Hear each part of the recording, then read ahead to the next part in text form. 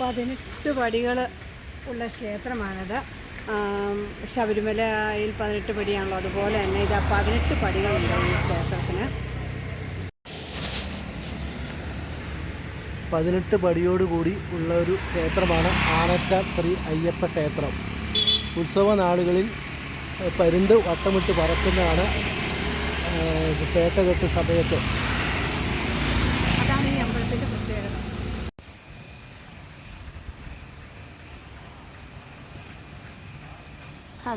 Hello guys, ഇന്ന് നമ്മൾ ആനച്ചാൽ അയ്യപ്പ ക്ഷേത്രത്തിൻ്റെ അടുത്താണ് നിൽക്കുന്നത്. നമ്മളിന്ന് ആനച്ചാലും അവിടെയുള്ള കാര്യങ്ങളെല്ലാം ഒന്ന് പരിചയപ്പെടാമെന്ന് വിചാരിച്ചു വന്നതാണ്.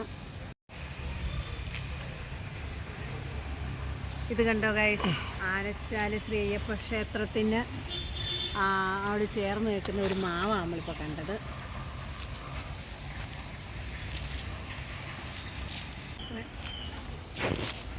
ഇത് ഇവിടുത്തെ ഈ അമ്പലത്തിൽ തിരുമേനി താമസിക്കുന്ന റൂമാണ്, ഹൗസാണ്. ഇത് നമ്മൾ അമ്പലത്തിൽ നിന്ന് ഇറങ്ങി വരുക കേട്ടോ. നമ്മൾ അമ്പലത്തിലൊക്കെ ഒരു പ്രാർത്ഥിച്ചിട്ട് ഇറങ്ങി വരുന്നതാണ്.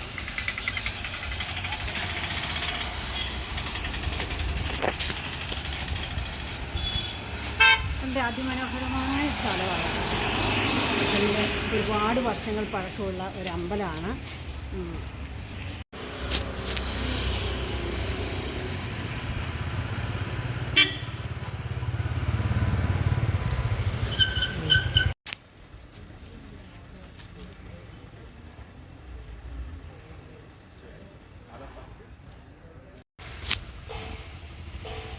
ശ്രീ അയ്യപ്പ ക്ഷേത്രത്തിൻ്റെ മുൻവശത്ത് നിൽക്കുന്ന ആലാണ് കേട്ടോ. നമ്മുടെ റോഡിൻ്റെ വലതുവശത്തായിട്ട് നിൽക്കുന്ന ആലാണ് നമ്മൾ കാണുന്നത്. അതിമനോഹരമായ പ്രകൃതി ഭംഗി കൊണ്ട് നിറഞ്ഞു നിൽക്കുന്ന ഒരു സ്ഥലമാണിത്.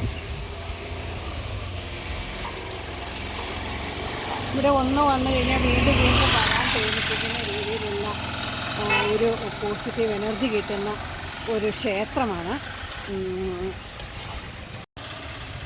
പ്രകൃതി ഭംഗിയാൽ നിറഞ്ഞു നിൽക്കുന്ന ഒരു സ്ഥലമാണ്.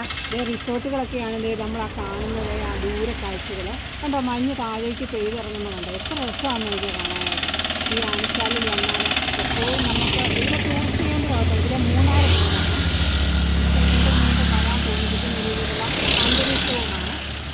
ഒരുപാട് വിശ്വാസികൾ ഈ അമ്പലത്തിൽ വരികയും 41 ആകുമ്പോഴത്തേനും പരുന്ത് പറിക്കുകയും വളരെയധികം മനോഹരമായ ഉത്സവം നടക്കുകയൊക്കെ ചെയ്യുന്ന ഏറ്റവും നല്ല പഴക്കമുള്ള ഒരു ക്ഷേത്രമാണ് ഈ ആനച്ചാൽ ശ്രീ അയ്യപ്പ ക്ഷേത്രം.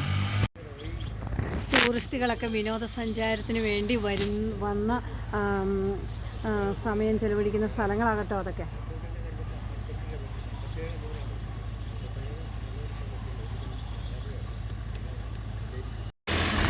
ടൂറിസ്റ്റുകളൊക്കെ വരുന്ന ബസ്സുകളൊക്കെ, ടൂറിസ്റ്റ് വണ്ടികളാകട്ടോ ഈ കിടക്കുന്നതൊക്കെ നമ്മൾ കാണുന്നത്. ഒരുപാട് ആളുകൾ ഇതിന് ടൂറിസ്റ്റ് കേന്ദ്രത്തിൽ വരാൻ വേണ്ടി ഇങ്ങോട്ട് വരുന്നുണ്ട്.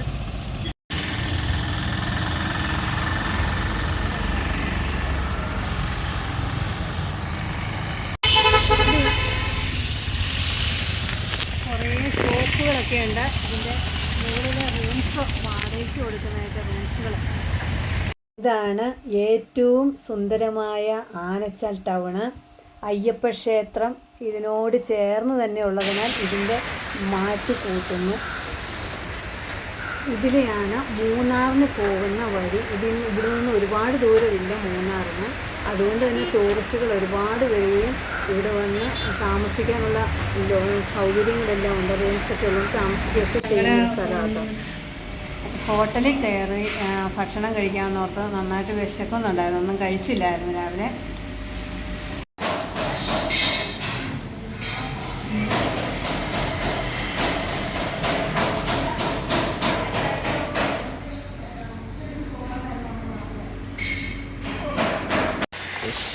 ആനച്ചാൽ ടൗണെല്ലാം കണ്ട് വന്നു കഴിഞ്ഞപ്പോൾ തന്നെ നല്ല മഴ വന്നു. അപ്പം നമ്മുടെ സൈച്ചേട്ടൻ്റെ ഓട്ടോറിക്ഷയിൽ നമ്മുടെ വണ്ടിയുടെ അടുത്ത് വരെ വന്നു. സൈച്ചേട്ടൻ എത്ര വർഷമായി ഇവിടെ ഓടാൻ തുടങ്ങിയിട്ട്? 2 വർഷം അല്ലേ? ഓട്ടോ ഒക്കെ ഉണ്ടോ? ഉണ്ടല്ലേ. അപ്പം നമുക്ക് സൈച്ചേട്ടനെ കാണാൻ പറ്റിയതിൽ ഒത്തിരി സന്തോഷമുണ്ട്. അപ്പം ഒത്തിരി താങ്ക്സ്.